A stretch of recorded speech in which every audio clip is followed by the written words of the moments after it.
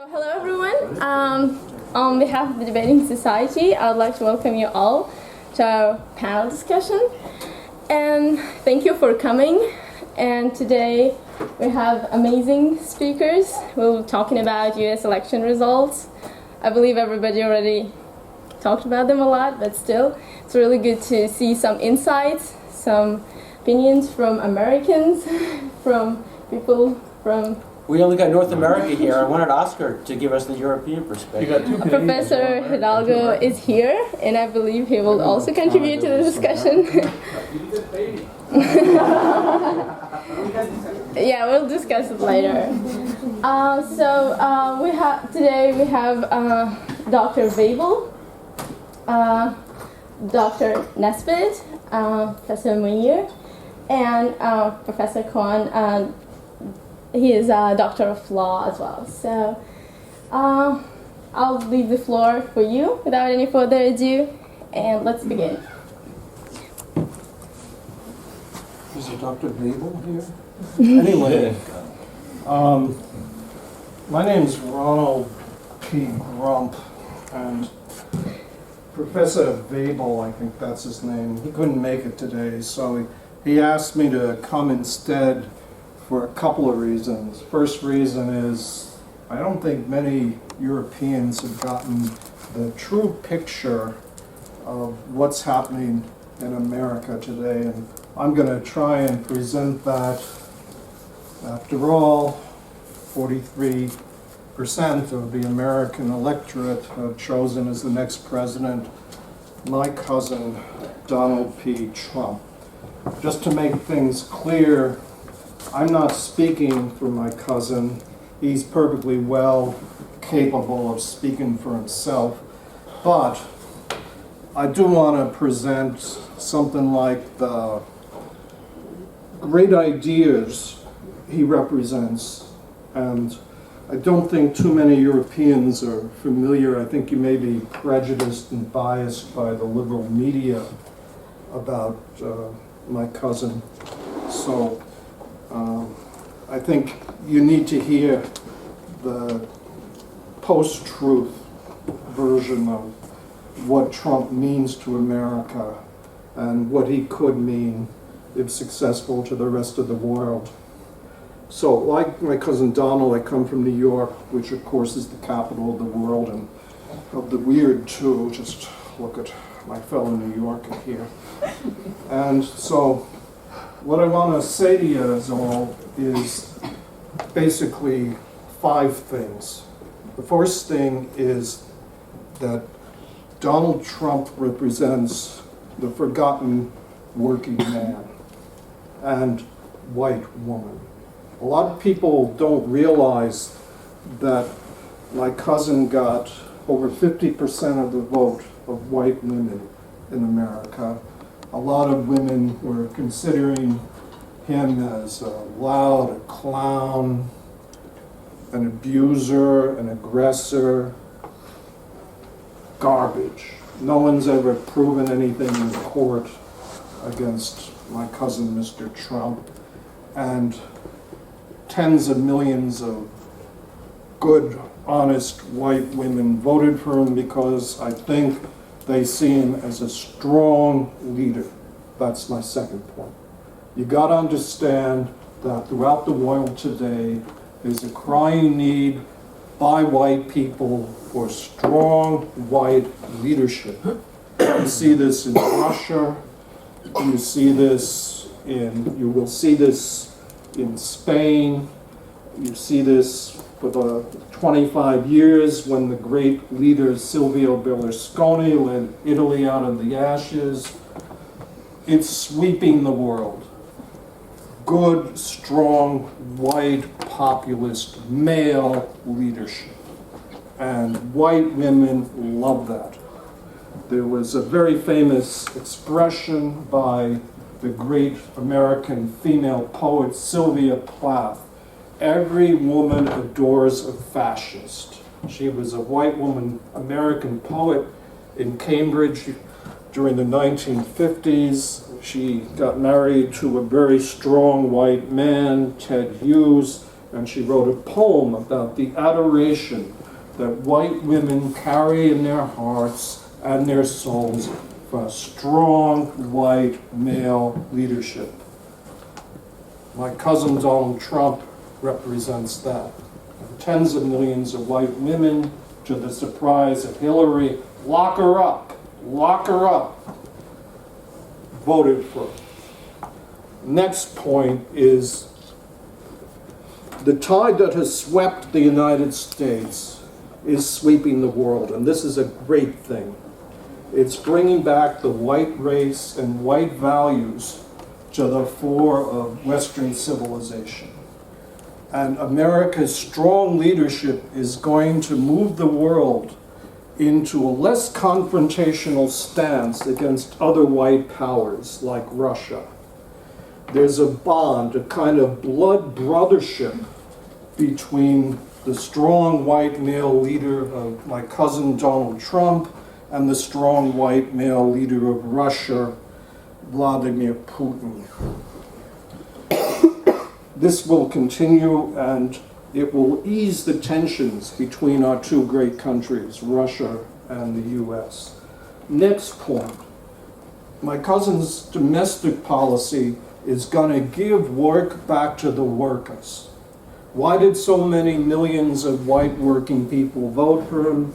Not because they're racist, not because they're proto-fascist, although it would be good if they were, but you never know. Not because they are sexist, but because they are resentful of the class privilege that rich white women like Hillary and weak white men like Bill represent. They hate the elites in Washington and New York that have taken away their jobs and shipped them to China.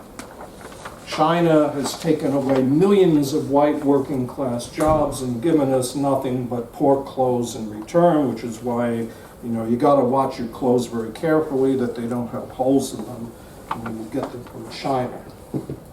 My final point is this is going to make Europe strong again. All across Europe, there is a tidal wave of right-wing white populism. And this will end the European Union, which of course is a great thing. European Union is one of those socialist pipe dreams that was concocted by white elites in France and Germany in the 1950s. And now we're going back to our nationalist, local, populist origins. So in conclusion, and I'll be happy to discuss this with you all, in conclusion, my cousin is totally misunderstood in Europe. He's going to bring back prosperity and peace to Europe and to the rest of the world. He's going to make America and the rest of the world great again, and he's going to make you proud to be going to an American university. Thank you.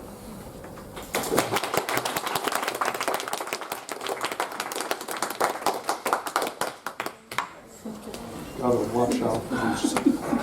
Never know what's Now we know why Sylvia Plath committed suicide.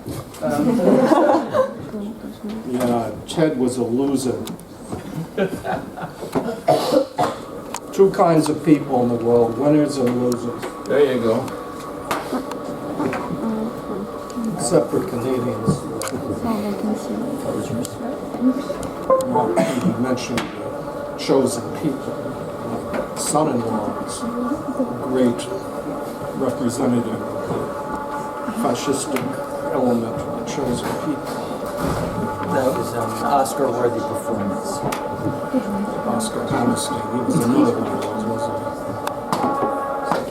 he? Okay.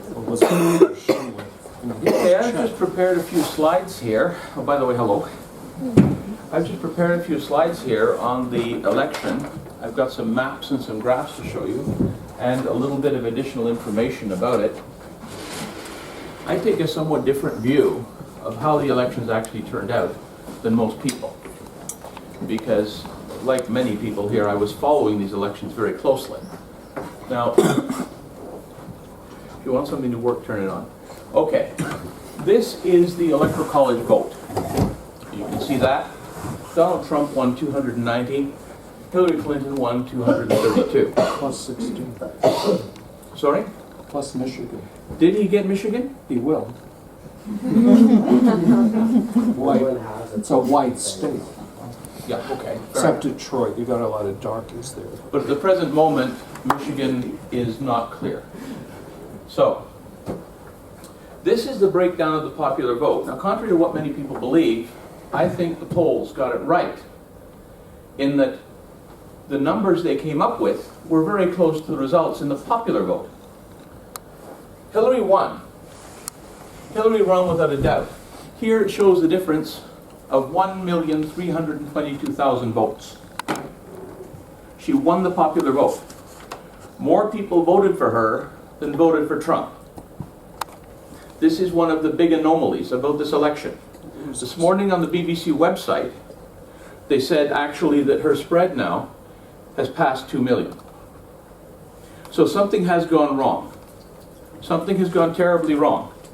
If you believe in the democratic principle, one man, one vote, there is a problem.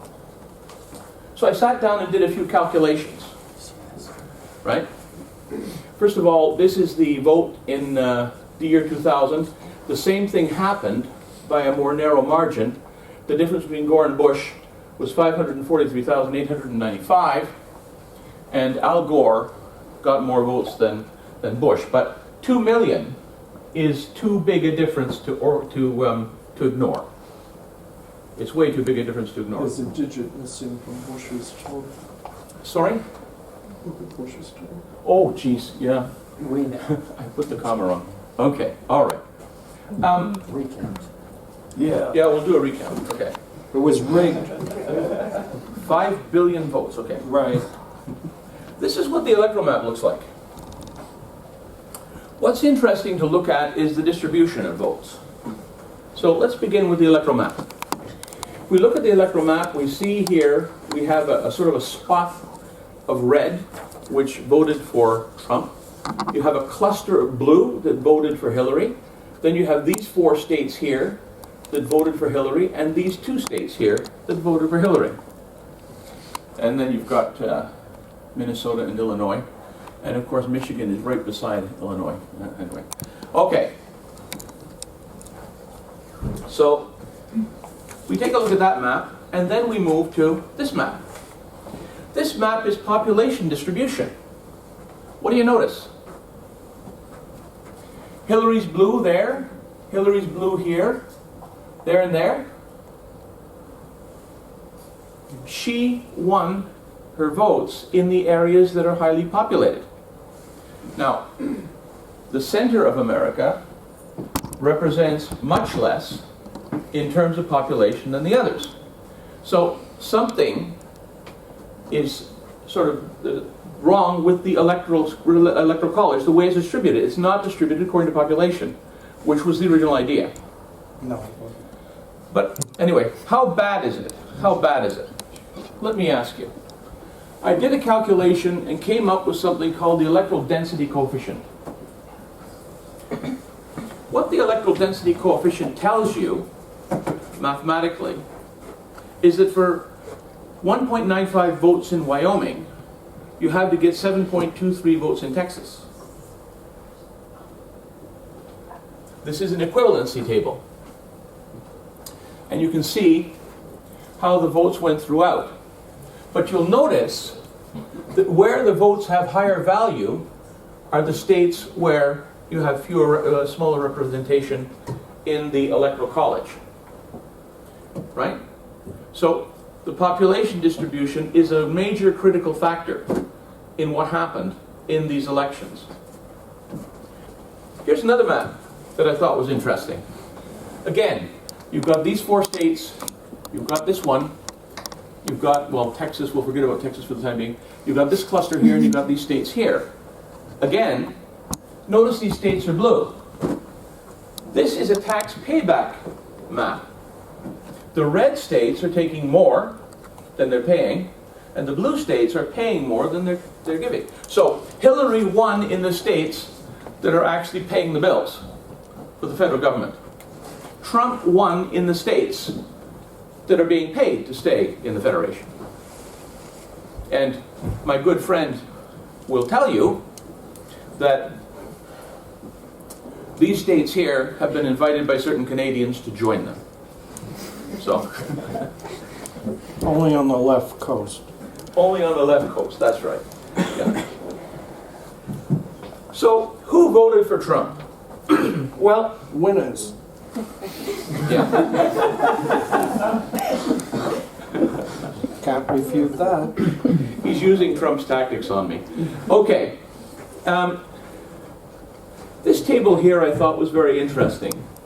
What has happened to the US economy in the past couple of decades is that it has shifted from being a predominantly manufacturing economy to an economy that relies more on imports.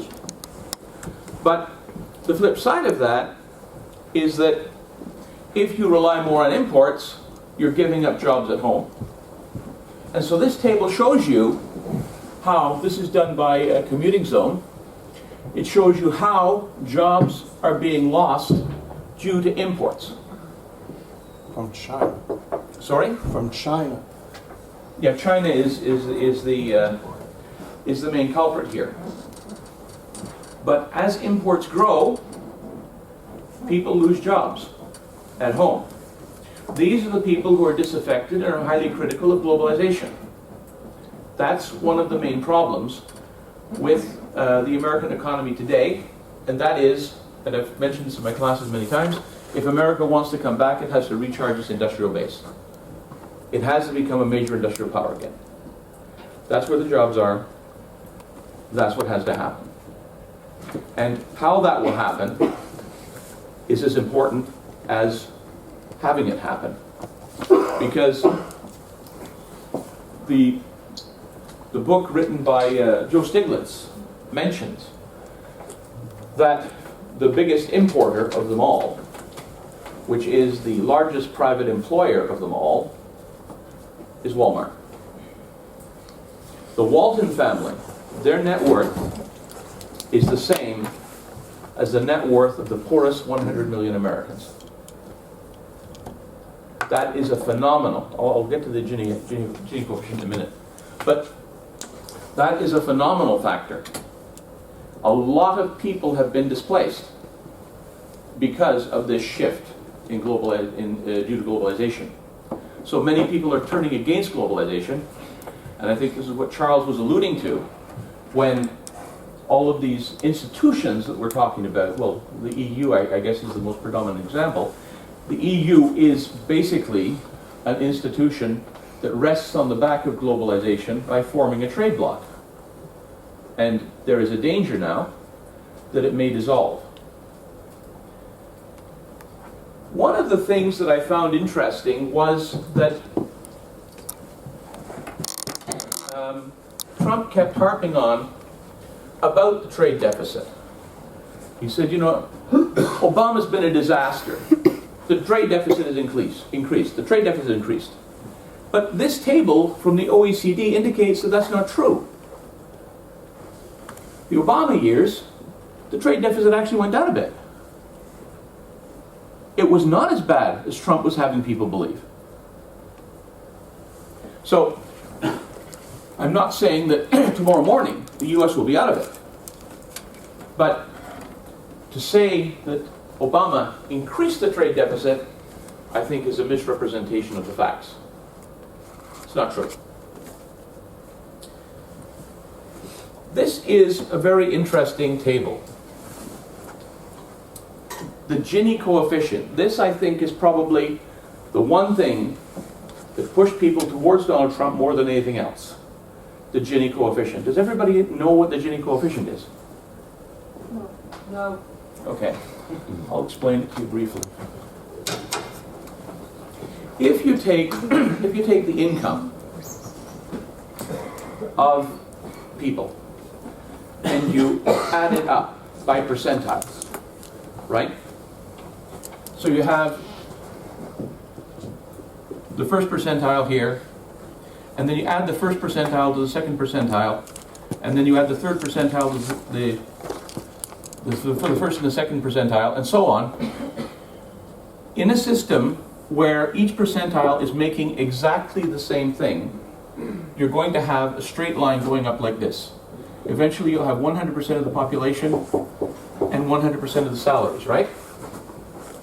But if you have, thank you, if you have a situation where these people here at the top are making more than the others, you're going to have this effect.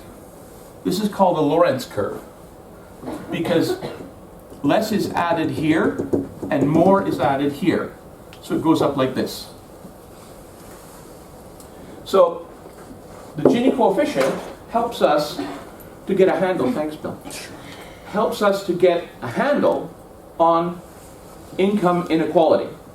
And the higher the number in the Gini coefficient, the worse the situation for income equality.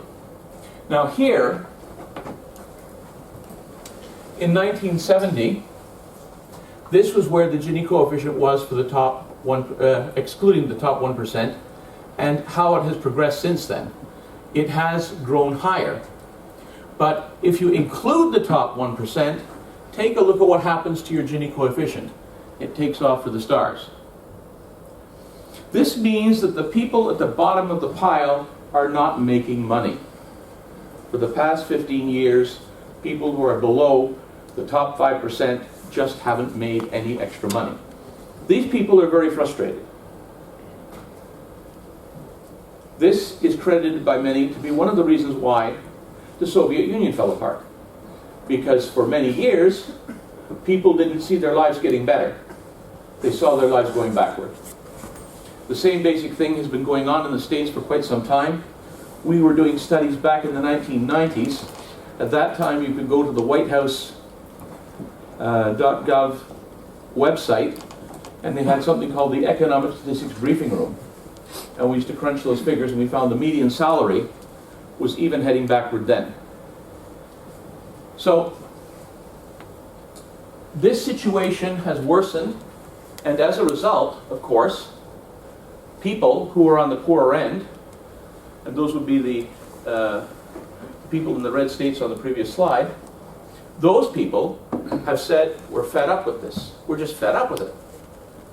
They don't understand what the implications of it are. They don't care. They just want to change. Okay, so here are some conclusions that we might want to look at. The appeal of Trump is not widespread. It is strategically expedient. He got 43% of the vote. Hillary got 48% of the vote. There's a difference. Sorry, he got 47%, she got 48%. I'm thinking of another table. It's 43 and a half, 42 and a half. 43 and a half? Yeah. 42 and a half. Okay. The next thing here is that the US is suffering under a phenomenon called globalization. It's sort of understandable if you look at the historical perspective. After the Second World War, Europe was in ruins, Japan was in ruins, and over time they built up. So you're going to have more leveling off in terms of world wealth. And some of the manufacturing done in the US, which was producing, what, 70% of the world's GDP at that time, is going to be produced elsewhere. But what this means is that internal tensions could start to develop, and that's what the Gini coefficient tells us, that there's a possibility now of serious social cleavages developing inside the US. And we're seeing this in the demonstrations that took place against Trump in 25 cities in the United States. This has never happened before. We're seeing this in the meeting that took place on the weekend with a right-wing group that were giving Hitler salutes to Donald Trump. We're beginning to see things drift left and right. This could be a very serious thing inside the United States at some future date.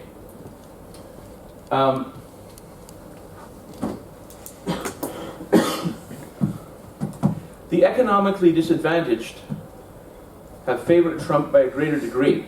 But ironically, the economically disadvantaged, as we saw, command a larger part of the electoral college. I just showed you that.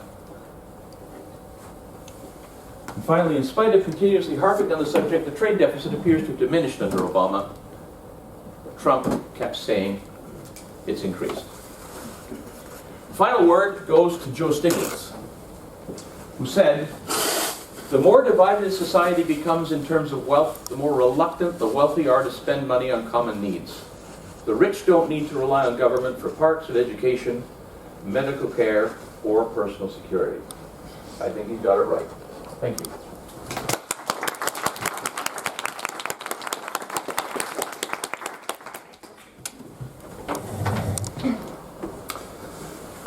Good afternoon, everyone. My name is Todd Nesbitt. I'm a member of the communication faculty here at the University of New York in Prague. Thank you for inviting me to the Danish Society. Thank you for allowing me to join in a discussion with you. My background is in a field called political communication. It's based on the idea that people get their political information from the media. So a fairly simple concept. Even if it's two-step or multi-step, that the information about politics comes from the media. The role of media in liberal democracies has tended to be understood as existing to create an environment where people can become informed about issues in order to make rational decisions based on the voting rights that they've been delegated through this system of liberal democracy. So studying political communication means two things. One thing means looking at the nature of the news environment through which people get their information about politics. So that means understanding how the news media function, whether it means news values in terms of what stories are communicated to the public, why they're communicated to the public, how they're communicated to the public, why political candidates, why do some get covered, why do others not get much attention, etc. And it also looks at the communication strategy of political actors and their advisors who exist to, reach the grand goal of getting their candidates' time in the media so that the public can become informed about them and thus eventually, hopefully, vote for them and elect them. So, I have a course in political communication. I'm not trying to sell it to you because it's only for communication students. And so we started doing this game in the course where in the second half of the course we had students creating a political party and designing and creating a political candidate. And they represented that candidate and that party through an election campaign, and at the end there was a vote. And the vote, the only rule of the vote was you couldn't vote for your own candidate. So most of the students worked really, really hard. They studied classic speeches, played with different types of slogans and linguistic formations that we look at in the course. Lost a lot of sleep, when making, videos or television or web television or television adverts. Amazing, really a lot of work. Right? Most of the groups. And then there's one group, I hope none of them are here, because I don't mean anything bad by it, because I really like those students, but there was one group who, for some reason, didn't quite keep up with the program. They didn't really have an identifiable program for their candidate or for their party. They would randomly, splurt out sexist, racist, homophobic, comments. Yeah, they were completely confused, to be honest. They were insulting, right? It was done in a good, sort of a positive, sort of funny way, but it was, it was pretty bad, basically. So then this funny thing happened at the end of the semester, and we had the secret vote. Is, again, you can't vote for your own party, and this group, without the program, that insulted everyone, won the campaign, they won the election, right? Sure, okay. And so, there's a bit of surprise, as you can imagine, and there's a bit of anger. And then there are a lot of students from those other groups that worked really hard looking for someone to blame. Okay? So I assume a lot of you as well are here looking for someone to blame, and that's why we're here today, otherwise you wouldn't be here. So we'll get to that blame in a little bit to see how this sort of, micro election maybe has similarities to what happened in the United States. First of all, what do we know about the political communication environment in the United States, or what do we know about the public as related to communication communication about politics. One thing that we know, whether you're looking at private public opinion organizations like Gallup, whether you're looking at public ones like Pew, smaller, larger, whatever, that's across the board, and those that have measured this for, there are a couple that have measured this for 3 decades now, is that the public has become less and less satisfied with journalism and the news media in the United States for now 3 decades. And it's in constant decline. And the most recent, and the organizations that have the highest samples in the research now look at things at around, for Republicans, are at 14% of satisfaction with the news media. Okay? Across political parties, including independents and Democrats, around 32% that feel that journalism is working effectively in the United States. We also know that people are dissatisfied with politicians. We know they're dissatisfied and distrustful of politicians. That's why they go to celebrities, talk shows, entertainment shows, comedy shows for information about things and listen to these people and follow what they're saying, right? To decode what they understand as being something that's tricking them and is not, communicating them about their needs. Beyond these 2 points, or in parallel to these 2 points, or in parallel to this decline in trust in journalism and politics, we know that the mass media, and media in general, but especially the news media, has been going through a seismic transformation as a result of technological convergence over the last few decades, and transformed the news media from a formerly public service oriented model based on scarcity to a model that is based mostly on private commercial interests, characterized by market concentration and synergetic marketing approaches in order to make it profitable. This is a major change to the system of information and how people get their information about politics. So it blurs distinctions between truth and fiction. It blurs distinctions between news and entertainment, between information producers, consumers, between mass communication, interpersonal communication, and creates what's Carpini, who you probably don't know, but would probably suggest as being a hyper-reality, which simply means that media representation of reality becomes more important than the reality itself, or Hepps or Asp would call mediatization, the mediatization of society, in which media shapes and frames the discourse of the political communication that takes place within it. So these are the things that we know. I think that it's pretty difficult to argue with this situation, although most people don't really take this into consideration or realize that. So, back to the blaming then. So who do we blame? If we're here today because we're unhappy, regardless of where we're from and so on, are concerned about the situation, then we should try and find some people to blame. So, seems to me, in listening to my colleagues here, and listening to many other people, that the public is to blame, right? But the problem with blaming the public is that they're already deeply dissatisfied and distrustful, right? And they're acting on the information that we, in an environment that we've created ourselves and chosen as most effective to give to them, okay? So I was surprised that my colleague here mentioned the polls and how everyone was so surprised. Oh, what a shock! Result in the election and so on and so forth. What, I don't want to sound like Mr. Wise Guy, but to me, there is no question, what the result was going to be. And when people are saying, you just have to look at the polls were all wrong. Well, the polls weren't all wrong. You can go online to aggregators of polls and look at all the polls you want, whether it's from reputable private institutions, from public institutions, and so on. But if you look at the last 3 months, it was never really outside of about a 5% race. Okay? And I'm not concerned so much about the actual count numbers in the Electoral College. That's a system that exists in that country, and that's the way it is. I don't think there's any reason to really, it's for a different debate. But I think what's useful is taking into consideration one of the oldest political communication strategy models that still works today. It's over 40 years old now. And it's very, very simple. It's based on the idea that there are 3 different groups in the public that vote. You have your committeds, that are people that always traditionally vote for one political party. So you have your Tories in the UK that always will vote this and have voted for 200 years for the same party, and they'll never change.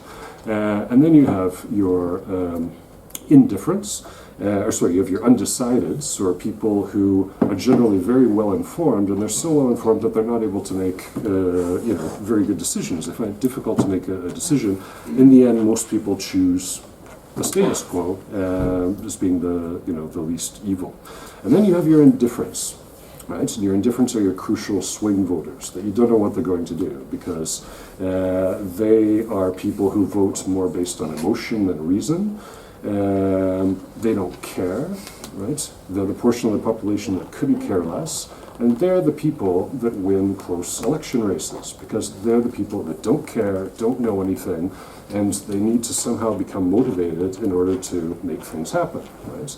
So how do you get to these people that can swing this election, right? You need to have some strategically formulated political communication to get to them. And it's usually something that's not complicated. It's difficult to make, it's difficult to do, which is why a lot of political communication advisors are very well paid and retire when they're 35. In this particular case, you have to take into consideration that those undecideds who would traditionally vote for the status quo for safety reasons were probably, influenced by the idea in the election coming from a lot of the communication being that the status quo is actually the worst case, because the status quo is that group that's hurting us. So that just leads us to this idea that in close races, which was a close race, and there's no denying it was for months, you can look at the polls that existed. There's never a broad gap. That it was pretty clear that something could happen, and what's going to happen is going to be based upon these indifferents, and mostly the indifferents and partially the undecideds, and which way they're going to go.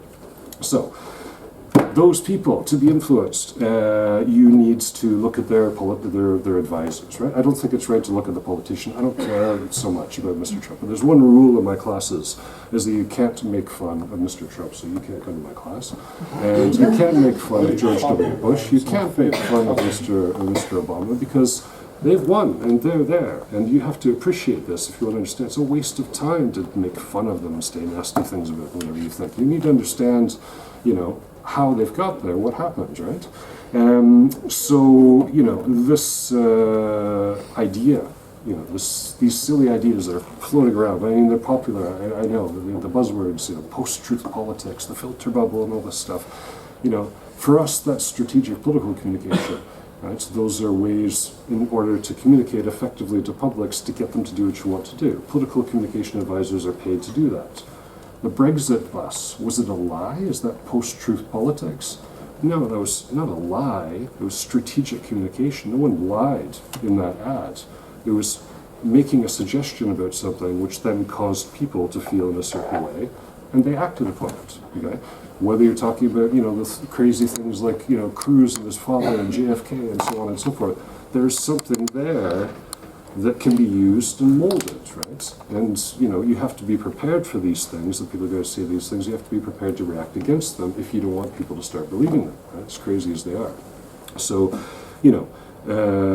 when you have people, political advisors that are focusing on emotion, which is going to motivate people in campaigns, then, you have to find the best way to either sometimes counteract what's being said, or sometimes have better ideas. Make America Great Again is a brilliant concept. It's not original. It was used by Reagan's advisors 35, 40 years ago, but it's an amazing condensational symbol that works, right? What was Hillary's stronger together? What is that? And if you know anything about intercultural communication, individual societies, we don't want to be together. We're individuals, right? And look at Make America Great Again. It brings it back, all these ideas. Whatever country you're from, like if it's Russia, let's make Russia great again. It brings up great ideas of the glory of the past. Everyone looks positively on the past most of the time, depending on how many people were slaughtered by your leaders at the time. But these different symbols. Think of better together, walking together, or a wall. Like close your eyes and listen to building a wall. I see a wall. right? I don't see something that walking together with who? I don't want to walk with anyone. So these things that seem silly and seem hateful, and they are, still affect people, right? So then they have great influence on people. Crooked Hillary seems like a dumb thing to say, right? But once repeated over and over and over again, strategically, written again and again, sure, these things are effective. You know, these things are emotional, condescensional symbols that create deep brand loyalty, right? And they make customer evangelism, and they make people very excited and enthusiastic about things, right? So, professional political communication is another, area which is important, and you can think about blaming. Finally, I've got to, I know, stop talking here, but thinking, finally, who else can we blame? And thinking about the media, right? So probably the greatest takeaway quote from the entire campaign, maybe I'm obviously media-centric, but I'm sure my colleagues, at least a couple would agree, is that the CEO of CBS in the United States, one of the world's largest diagonally integrated media corporations, saying, Trump may not be good for America, but it's damn good for CBS, right? Because suddenly, when you have someone like this that's doing things that's easy to report on, short sound bites, controversial things that can be discussed for long periods of time, speculated upon in news programs. You have to think about the media and what their incentives are, and understand how the media work. Most media companies are mostly concerned about survival, right? So unless they're diagonally or at least vertically integrated corporations, right? Profit margins are extremely important, and those are both dangerous situations when profit is extremely important in spreading information to the public, because they start to focus on what we call medialities, conflicts, scandals, these different things that don't really play much role in the discussion about the race. So that, Schorstein Center on Media and Public Policy at Harvard, their statistics show that policy was talked about 8% of the time in the election campaign. So 8% of the discussion was about policy. The rest was somewhere else, right? So maybe we should be thinking about the media and thinking about how things are communicated to people, and then maybe understanding these things from that perspective. So finally, in conclusion, the blaming, the post-election blaming that's going on, the fake news, the filter bubble, the post-truth politics and all this stuff. Everyone's trying to point their fingers at someone, but who doesn't point their finger at themselves are the media, because they're the media. Silly. Why would they point the finger at themselves? They're the ones that are telling us this stuff, that we should be pointing our fingers everywhere. It's like when a mass shooting takes place, right? It's always something else. It's video games or something that has nothing to do with media. So, as a result, what we have are the richest media companies in the world, doing what they can to, corporate police our communication channels, right? That are moving forward and have been months ago in terms of doing things to cooperate and to control the information that we're using in social media and so on, to make sure that we're not disturbed by this fake news, because we're also stupid that we're going to believe these silly things that are obviously not real. And it's so powerful, it's causing millions of people to change their minds. So now we have Google coming together with Facebook, right? These very large and fairly evil, if you don't mind me saying, companies that are coming together to police what's being done and to tell us what information we should be sharing and the information that we should have and so on, because we're not able to do it ourselves simply. Right? So you have these companies that are coming together that as a result, whenever a disaster takes place, there's a power grab.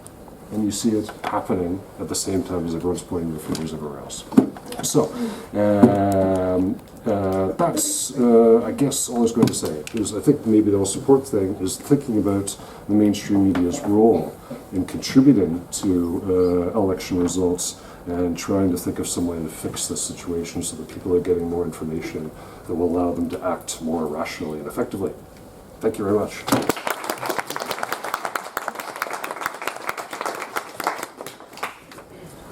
Wow, okay, I'll try to be quick, but it's hard, but I really want to talk with you guys about this. So, to pick up on what Todd was saying, it's like, the talk I was going to give is called Post-Truth Politics. Is the town square model of democracy still relevant? And so that's a good order of things, because Dr. Nesbitt has just highlighted the way in which our assumptions about media no longer seem to exist. So I guess the first thing for me to do is to explain, the first thing I want to do is I want to mention the current issue of Foreign Affairs Journal to you guys, because it was actually written before the election, but it kind of is very powerful in terms of history and theory, in terms of understanding what we're confronting right now. The cover of it is about populism, and it looks at European and U.S. populism, and it places Donald Trump's campaign within a strand of what is called ethnic nationalist populism. And there are different historical strains of populism, but that's a good fit for what Trump does. And they use the term, really his campaign slogan is, one of the contributors suggests, "Make America Hate Again." And that's the source of his capturing the power grab by playing upon divisions. And so it's clearly a very unsettling time, and that's why we're all here, to try to make sense out of it. And we got, good powers of information and analysis, and we can lend a lot of suggestions on how to understand this and how to make sense of it. But the really hard part is what we do to step outside of this trap that we're in, because my basic thesis in a sentence is that we've created institutions that control the flow of information that people receive, that make rational debate virtually impossible. And so the town square model of democracy is basically the basis of democratic thinking, I think post-Enlightenment, which suggests that democracy works because people have free speech. And of course, within that context, the free press has an important role in giving people access to the information that they need. But if you think back to Thomas Paine and his pamphlet, Common Sense, the town square model means that anybody who wants to bring to the public attention information that they think is important for them to be aware of has a place where to reach everybody. So let's say historically here, maybe it's Wenceslaw Square. People want to go to the post office, they want to go to the library. It's that physical place where traditionally people have gathered to discuss important public issues, and where people who aren't even interested in politics need to go for the basic necessities of life. Now, of course, our digital revolution has completely changed that. There is no town square anymore. But we need to think about the implications of this, because the town square is the place where people can't avert their eyes. They need to go there, and they can't choose what they hear and see because they're there. And they, somebody who's passing out a pamphlet or has a petition, or like in London at Hyde Park at Speaker's Corner, where people stand up on their soapbox and rail about whatever they want to talk about. People can't shut it out. But, in our digital world, people can shut things out. And what we understand is that today people get their news and information from social media. And we know that social media perpetuates information cocoons and filter bubbles. And it's like, we're living in such a divided world. It's like I look at my country now and I look at the map that you showed, and I think it's really not very different than apartheid South Africa. People are living behind walls. People are living in cultural bubbles, both educationally, culturally, all sorts of levels. I mean, it's like look at us, we're like New York and Northern California, and so we think the country sees the world like us, and clearly it doesn't. Thank God. Was it? Thank God. Yeah, okay. You're gonna stay in your role all night. This is gonna be fun. You look great as a drag queen, Charles. It's one to know one. Yeah, indeed. That's why we get along.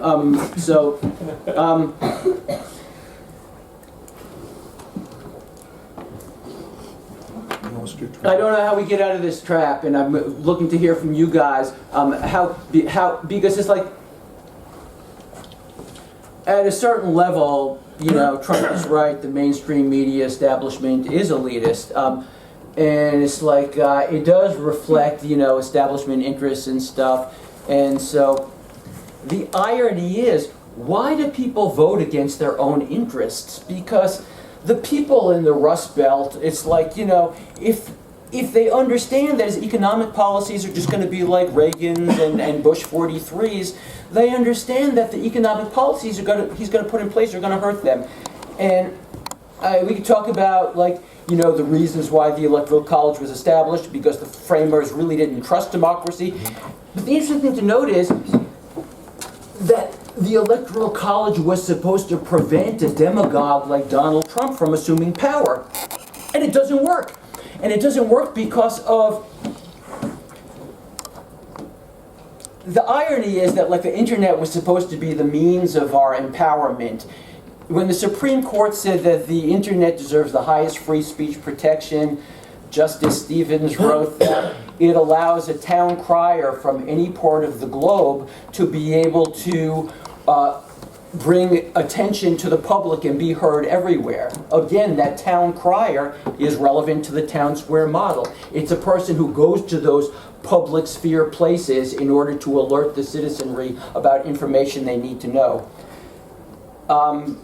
And essentially, in a nutshell, I believe that along came a company named Google, which through its brilliance managed to monetize every web click, and the monetization of every web click transformed the internet from a place about sharing of information and ideas to a place of selling services and products, and commercialized the whole endeavor, so that really internet service companies, and it's important to note, as Dr. Nesbitt knows, they self-identify as technology companies, not media companies, so that they don't have any of the legal and ethical responsibilities that the old media gatekeepers had to verify truthfulness, to have editorial balance. They just provide the tubes, and the tubes let them make money off you. And if that's where people are going to get their information, it's clearly making people less rational and less well-informed on matters of public concern.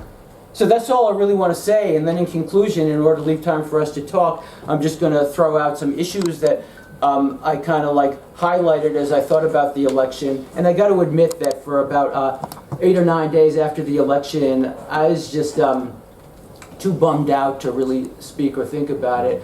And it kind of feels good to come together and try to think about what happened and deal with it, because denialism is not going to do anything but make the situation worse. I'm just going to tick off like 7 or 8 things that I think are interesting issues. The lack of choice. You know, all the polls showed, and I know you think the polls don't matter, but the main reason why polls don't matter is because people lied when they talked to the pollsters. When they got into the privacy of the booth and they could vote Trump, that's what they wanted to do. But they weren't comfortable telling the pollsters what they were going to do as a matter of conscience because they were made to feel like it was not okay. So, you know, that's just the reality. But people didn't like either candidate. There was a clear lack of choice. Both candidates were hugely disliked by the public with the highest, like, unfavorable ratings ever. And so what this says to me is that the two-party system is clearly, the failures of the two-party system have been further exposed. With the Republican Party, it shows to me that obstructionism has been rewarded because during the 8 years of Obama's rule, the Republicans' sole agenda was to make sure that government failed. And by being obstructionist for those 8 years, they then managed to reap the rewards of saying, the government's not working for your interest. And they're back in power. The Democrats failed because they were their own worst enemy. They chose the only candidate that could have possibly lost to Donald Trump. Because if they had learned the lessons from the Brexit vote and just what people were saying about their anger against globalization, which you say the dangers of globalization and the EU failing, but a lot of people don't see it as a danger, they see it as a hope. They feel like globalization is an elite program which has taken away their way of life. And like, you know, if we view globalization as an inevitable force of historical progress, which is the conventional wisdom, then we say those manufacturing jobs aren't coming back. But it's like, Bernie Sanders would have beaten Donald Trump easily, but he was disenfranchised by the Democratic National Committee. So they got what they deserve, I suppose.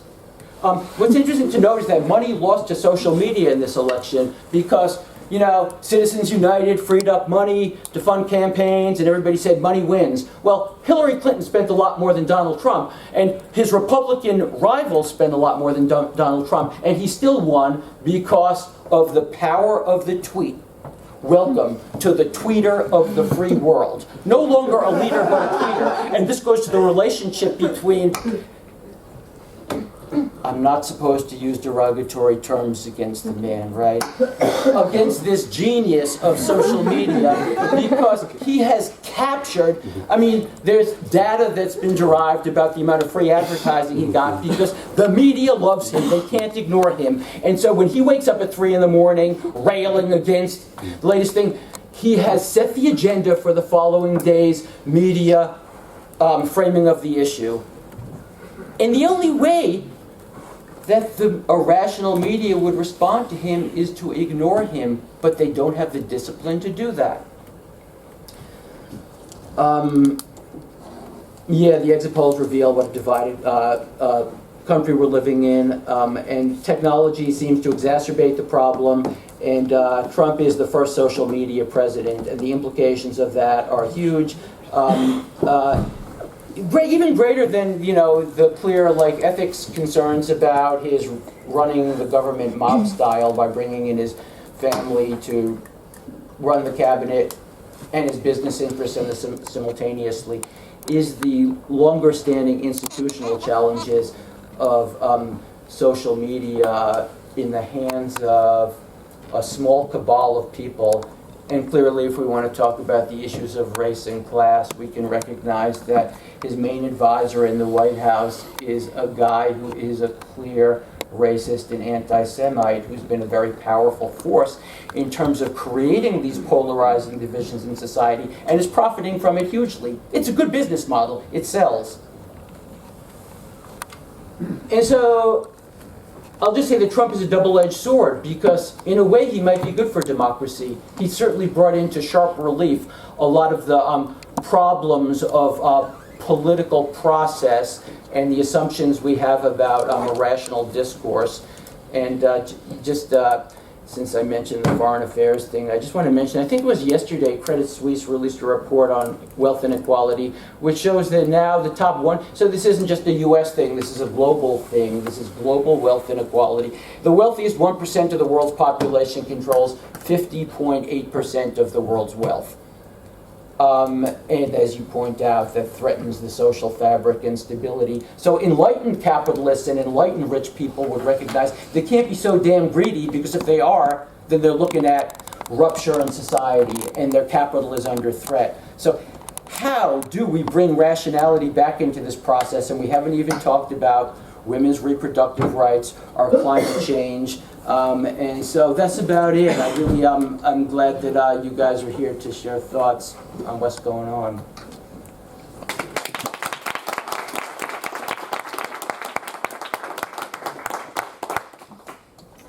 Yeah, now we'll open the floor for some questions from the audience. Yes? Hello. I'm sorry, I'm going to have the names. Could you please? Me? Yes. Mr. Grump. Mr. Grump. So there was a recurring theme in the introduction that you gave us about white society, white women, white power, white figureheads, things like that. But as I'm sure you're well aware, the United States is actually vastly made up of a majority of minority groups coming together. That's not true. It's 70% white. It's 70% white, and minorities didn't vote according to their percentage of the population. And are you considering that under the national current definition of white, or the one that has been shifting over the past 50 years, If you about every 5 include years? Hispanics, whites are 70% of the population. Okay, so anyway, moving forward. When you speak about how But America Hispanics aren't and- white. Yeah. Oh, the pure-blooded ones are. The ones from Spain, Portugal. Oh, okay. That's another conversation that I don't necessarily agree with that. But anyway, so when you talk about how people are looking and seeking for very strong white figureheads, what Not about the entire figurehead, demographic? leadership. What are you saying for all of the minorities, all of the communities that are not represented by that? People who do Go not home. associate themselves with that?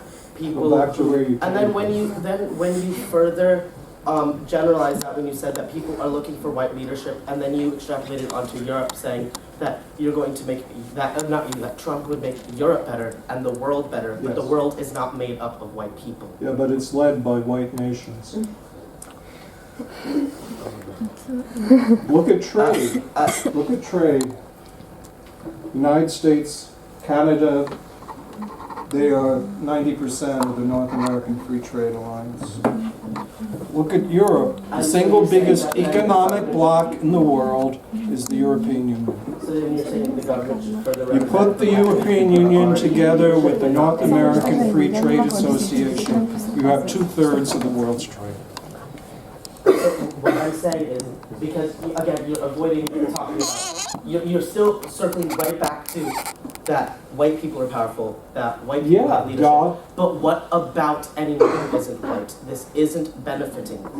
You are saying that, you were saying It's that this is, benefiting those who work and those who are successful and those who have the energy and discipline necessarily white. and talent to get ahead. Okay. You want to respond to that, so respond to it. so, sorry, I'm trying to keep this in a very, Can I help? yes, please, because I don't, the wording. Another white man.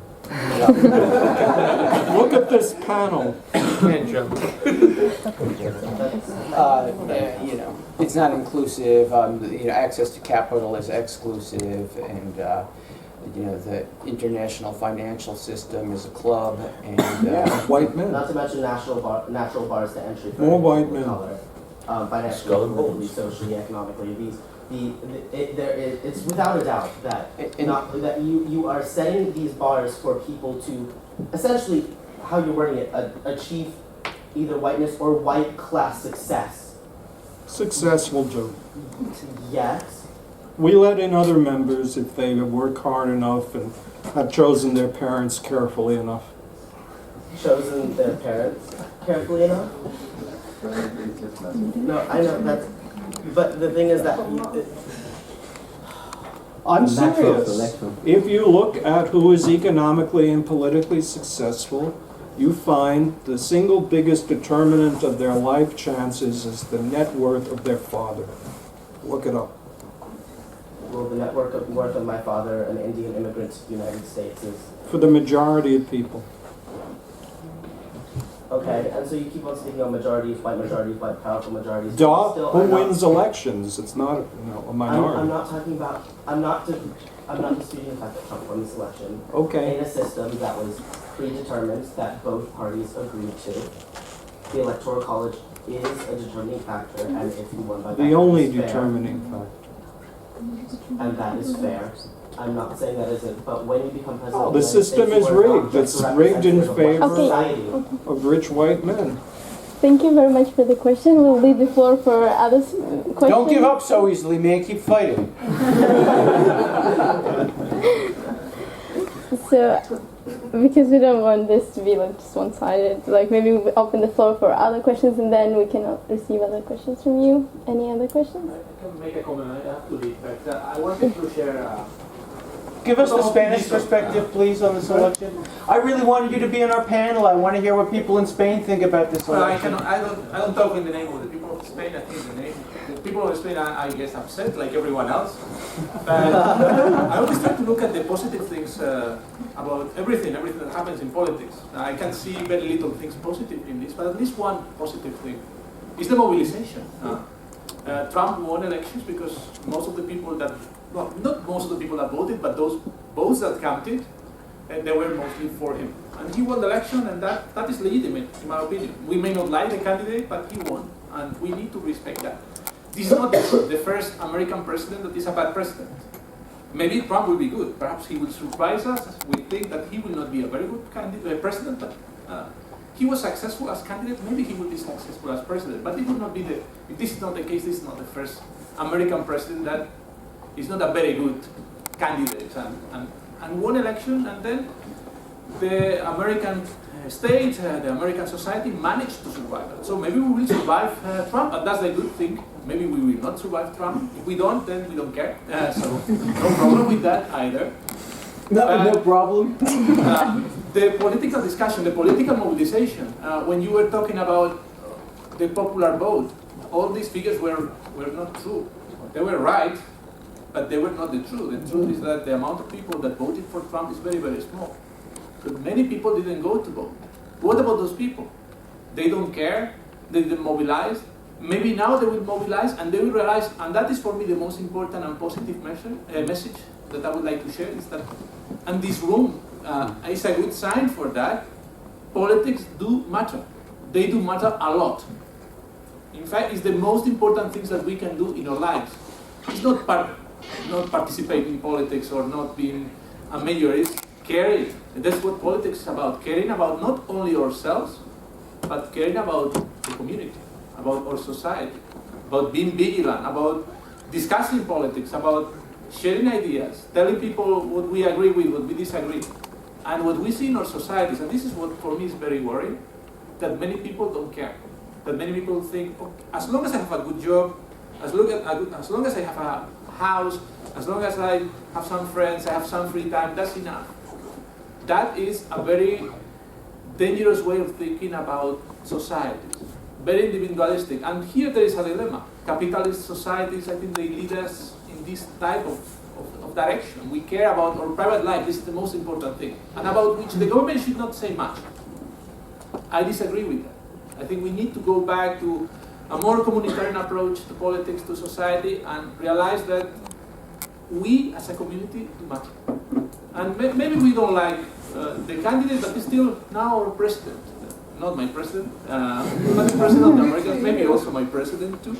But we need to care. And perhaps a second Trump will not come, or maybe a second Trump will come, but we need to care. And that's the message I would like to share. And I think this is the only positive thing, or the main positive thing I can see about this election. Well, now it's like a post-factum thing. Trump have won the elections. So what awaits America? Would something change? Like, because we've seen after he got elected, after the release of the results, his speech was not as violent as his campaign. And do you think it was just a strategy to win and to be very controversial?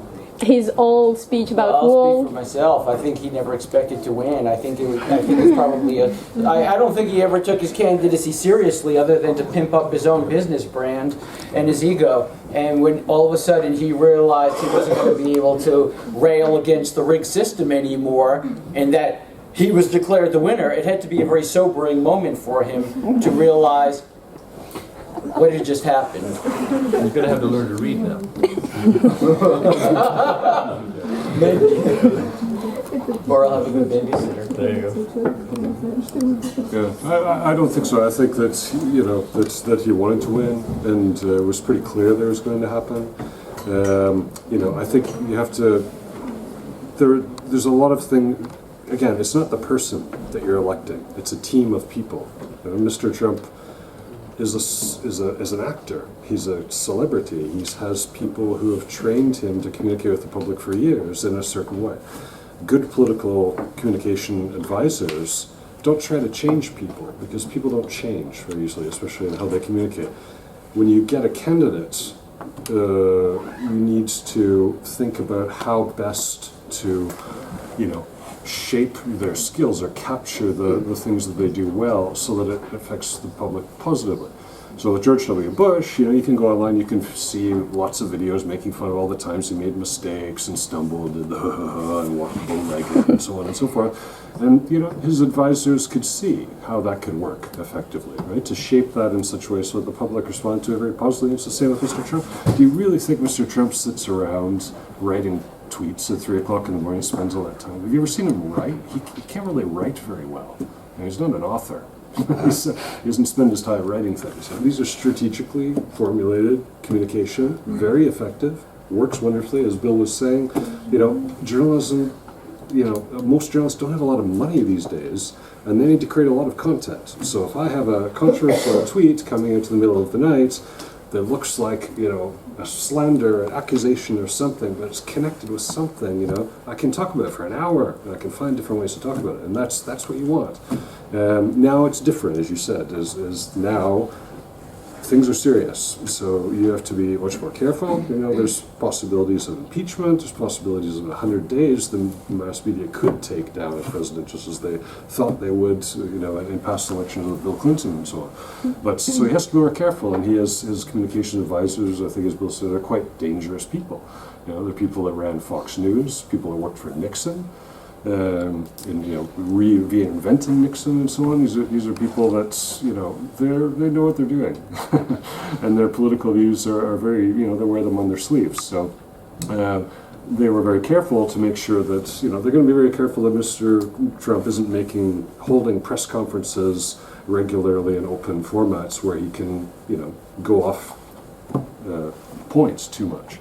That he's going to do more video conferences, you know, try and communicate with media, and they're already talking about him, you know, building his own small media empire, of which he has people on his team that can help him do that. And it's a brilliant idea, because, you know, it's fairly easy. You know, there's possibly has the money or the financial backers that help him buy different types of media, invest in different types of media to communicate to a certain type of people who want that information. So yeah, these things are, you know, it's a little bit more serious now. I don't think it's because you know, it was all a big show. I mean, a lot of it was a big show in order to, you know, emotional statements and condensational symbols in order to make people to act. But you know, I think he's pretty happy to be where he is. There are two things that have been game changers. One is the development of the 24-hour news cycle. You have these outlets that are on air for 24 hours, and as Todd was pointing out, you have to have content for 24 hours.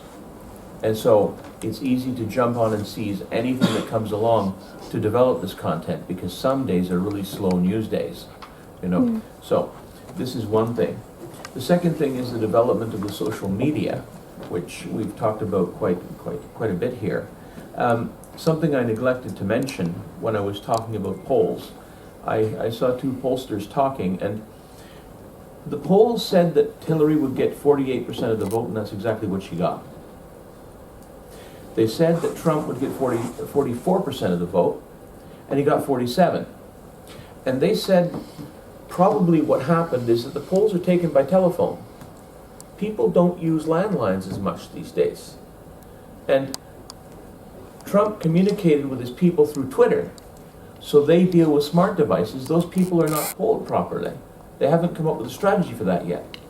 So that's probably the differential in what Donald Trump had. So we're sort of entering a new era of political evaluation and communication, I think. You know, to be like humble or have some humility about this, it's very hard to assess cause and effect, because, you know, all sorts of variables happen. Events simply happen late in an election, and obviously the actions of the FBI director in conjunction with the apparent biases of media demotivated a lot of Hillary supporters and motivated a lot of Trump supporters, because the narrative in the final days of the campaign were simply about Hillary's going to be indicted, email scandal. She still may be. Nah, Lock her up. not going to happen. It's not going to happen, because at the end of the day, the campaign strategy is about winning, and once you win, then you need to govern, and now he's going to have enemies. Was it? Then take revenge against your enemies. I don't think so. You don't know the czarist model. My question addressed to all members of the panel. So elections were finished, and Trump was elected. And Not yet. Not until December 19th. but probably he's gonna be elected completely. And my question, you were talking mostly about those who ran for presidents and like the elite of the United States. And but you never talked about the people of the United States. And after election, when election finished, we saw protests in Oakland, in Portland, in Seattle, in which were involved not only college students who supported Hillary Clinton, and before Hillary Clinton they supported Bernie Sanders, but also minorities of the working class. And my question is, what is the next step for the people of the United States? Keep challenging the democracy of the United States and its capitalism, or try to give Trump a chance to run for president, and as some people right now saying that maybe he's a good. I'd like to see people really rally behind organizing a viable third party to open up the political process. I think the problem is the lack of choice that voters have.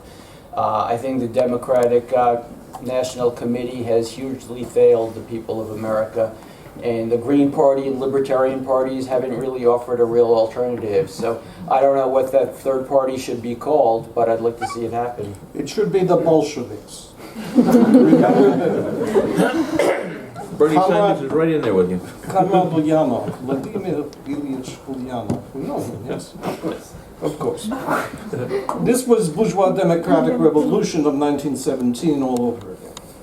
The question is, will the masses, will the proletariat who supported the reaction turn to the other side? And it could happen in January. I know for a fact that revolutionary members of leftist parties and segments of the left in the United States are organizing a campaign to shut down Washington, D.C. on January 20th and January 21st. This could promote an iskra, a spark, to overturn the bourgeois democratic government and put in a genuine socialist government. It is an opportunity in American history that has not come since 1968. The potential is there. The other thing that people need to do is not be afraid to speak out and to act, because, you know, we've seen since 9/11 criminalization of dissent under anti-terror laws, and Trump's proposing to do things to take it to a new level where he wants to get rid of the actual malice standard and make it easier for public figures to sue citizens for defaming them and for speaking out on matters of public importance. And I think that would be really bad, and if people do not engage in this process and speak out and organize and march and mobilize, it's going to happen. He's got all the levers of power. Both houses of Congress, the executive branch, obviously, and all their administrative agencies, and he has the courts. So it's like, it's really a time when people are being challenged to protect their Bill of Rights. But don't you think that it doesn't happen because the political way of living in the United States is monopolized by two parties, the Republicans and the Democrats, and there are other parties like communist parties, for example, or like anarchist organizations that don't have the power to organize people. They're always perceived as like Bolsheviks all the time. This is a good thing, yes. I don't know. We need a coalition to come along, and I'd like to see Ralph Nader, Bernie Sanders, and the Black Lives Matter movement, and the leading voices of the Hispanic community form a coalition, and green activists, and it's going to take some strange and courageous alliances in the coming years. And I hope people are talking about that in America. I haven't been there. They are. They're also talking about, on the one hand, the absence of strong leadership. One of the reasons the Occupy movement failed, no strong leadership. It was an alliance of anarchists, students, bourgeois workers, people of color. It failed. No organization, no discipline, no central direction, and no leadership. And these demonstrations going on all over the United States, they are the same people. I've been there, I've seen them in Los Angeles. Many people of color, mostly kids, not students. I organize student teaching at university where I teach now in California, a very prominent university. But there are more students in this room in a university of 700 students than there were at that university of 8,000 students. How far is the beach? Well, it's like Russia. If the surf is up, then the ruling class trembles. So it's not a question of beach, it's a question of privilege. white privilege. They don't have to go and fight the black man and the brown man's wars in Afghanistan, Syria. There is no draft in the United States. So white kids get off and go to college, and brown and black and multi-ethnic kids who need money and jobs join the army. Ruling class is very clever. No draft.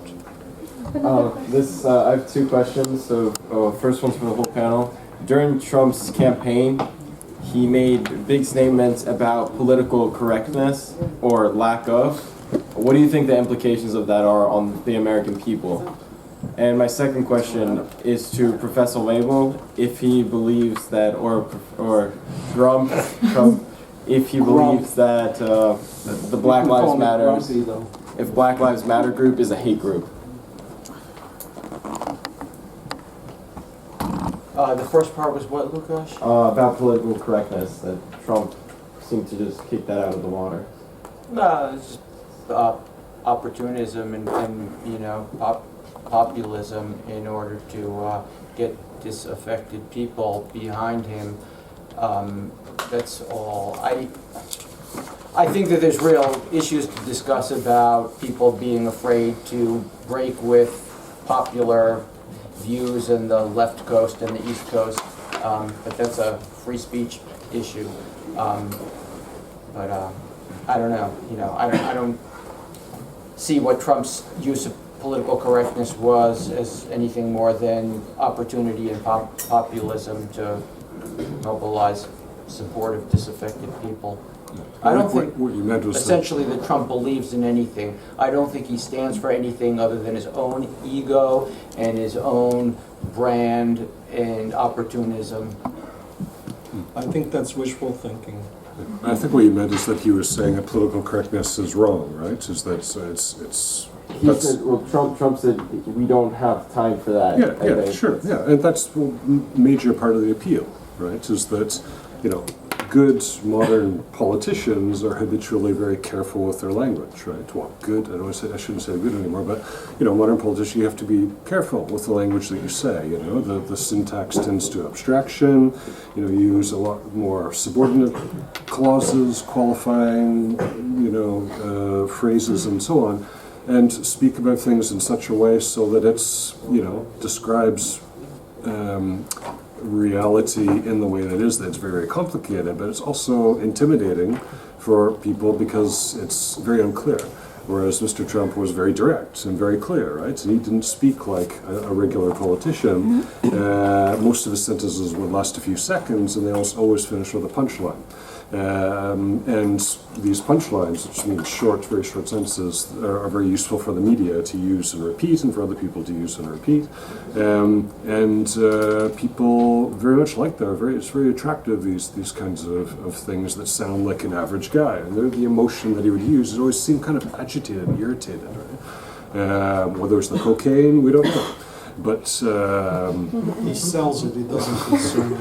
But the thing is that the people are tired of this establishment way of talking, right? In which Mrs. Clinton has decades of experience in speaking very effectively in an official political way. The people don't want to hear, right? They want to hear something. They want to hear, Boris Johnson. They want to hear Donald Trump. They want to hear this down-to-earth type of talk, and because they feel they're being fooled.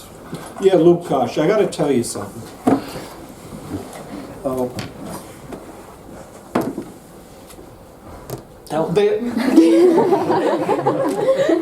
To be totally honest, black lives don't matter unless they're rich. Unless they're rich. You got two kinds of black lives. The black lives you send off to war, and so the rich white lives can be led to get richer. And then you got rich black lives, and they matter. Like Dr. Ben Carson. He's going to be a wonderful, distinguished member of my cousin's cabinet. His life matters. But, let's take, most blacks are losers. Why are they losers? They make the wrong choices in life. The women get pregnant when they're in their teens. You can look it up. And the guys, you talked about coke, they're all snorting coke and then they're deported to Afghanistan and Iraq and they come back in bodyguard bags. So there are two kinds of black lives. The ones that matter, they're the rich, and the ones that don't matter, there's everyone else. But I thought the Gold Star mothers are the highest valued people in our society, Mr. Crump. Grump. Slump. If they're white, yeah. Thank you, everybody. Thank you. Listen, it's Yeah. your show. Are we done, or you want to? Maybe we'll last more question if there is any. We don't want to leave anybody. Yeah. What do you think about Hillary Clinton Lock her up. as a Again, what do you think about what? about Hillary? What if for instance she would be president? I think we would have had 4 more wars and the same old game on Wall Street. I think that, you know, it's kind of interesting to note that she was the establishment candidate who was backed by Wall Street and all the CEOs and, you know, Fortune 500 companies. And this exposes how rigged the system is. There, you know, she lost. And the markets have been booming in the days since Trump got elected. So, you know, whoever wins, they win. So what do I think about Hillary? Not much. Hillary's a loser. Well, Trump has promised to cut corporate tax by 20%. He's promised to cancel Obamacare. And he's promised to do away with Dodd-Frank. Thank God. So the banks gain, and environmental legislation. So energy stocks go up, banks go up.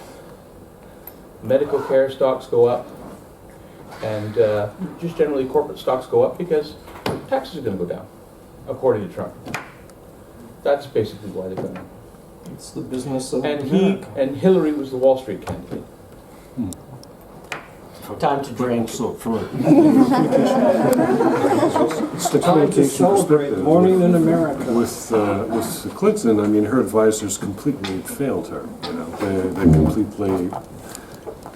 You know, if you're working with a female candidate, you have to understand that the world is not a fair place, it's not an equal place, and that if you're female and you want to achieve something, you have to work a lot harder than everyone else. That's the way we are, and we're not going to get into that very soon, unfortunately. So in politics, then, you know, generally it's been understood for at least 20 years now that female candidates, when they answer, they have to be more direct, more exact, and more factually based than the male candidate. And it just seemed unbelievable to me that with, again, all the experience that she has and could have had the best advisors ever, that Trump would say these ridiculous things, or not ridiculous, but just things that were wrong, and she would go like this and say, I hope people are looking at their fact checkers, I hope the fact checkers are working, and so on. As if facts mattered. No, but that's, yeah, no, but at the same time, all she needed to do was say that of all sexual crimes in the United States, 5% are committed, only 5% are committed by people who don't know the victim. Therefore, it's impossible that there's any threat to the American population. So by stating a statistic, saying something direct, you refute what the person's saying, and you win. But instead, everyone was sitting around saying, oh, look at what he's saying. This is crazy, and not reacting to it, and that's how you lose. If you know, you have to react to it and respond to it. There's no way, she could have easily, these things are saying that, you know, he won the election by saying all these lies. It's not. It's the other side didn't respond and didn't just simply say these things in such a way. And so, you know, her advisors, you know... It's really staggering with his tax returns and with his so-called blind trust of putting his kids in charge of his business affairs, that they just let it lay. Yeah, and that should have been the first thing, is that always, when you're talking... A man can say, you know, the problem with education in this country is Multiculturalism. Not enough multiculturalism, right? But, you know, a female candidate, in order to win the debate, needs to say the problem with schools in this country is that 12% of our children are coming to school undernourished. 24% of our teachers in this country are not educated, and 50% of the people in this country are not adhering to the national curriculum or whatever. But I mean, focusing on these points and concrete aspects are what's proven in political education to show that helps female candidates compete in a situation when, unfortunately, society doesn't allow them to have an equal stand, and they failed. Her advisors failed her. And I don't think she's a great person myself. I think she hates women more than Donald Trump does. Actually, I know she likes women more than her husband does. Yeah. Which is not a bad thing. Oh, it's a wonderful thing. Keeps it all in the family. Don't you think that Hillary also fails by not talking about the economy at all and not going after Obama at all? I mean, I think she represented more of the same, and I think people in elections always want change or difference, especially people in rough economic circumstances. They want some kind of change in their lives, or somebody to at least tell them there's going to be change, other than more of the same, oh, he's a bigot, don't listen to him. I think maybe that was probably an issue with her campaign as well. Yeah, but that was the strategy that was chosen, was continuity and stability and so on, and not letting someone unstable into the area. It's one of the things. But also, in terms of policy, there's really not much space for talk about policy. There wasn't at any point. It was very rare. It was at a very primitive level. That's the norm in Western societies.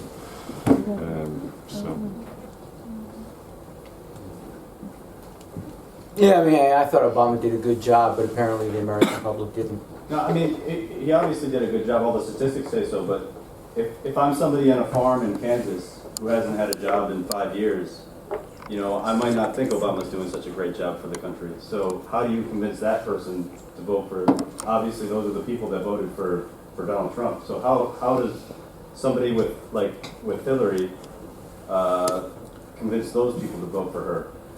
I think her best chance was to make a policy plank about implementing a huge public works program to stimulate the economy, which was what Obama had a chance to do but didn't after the financial meltdown.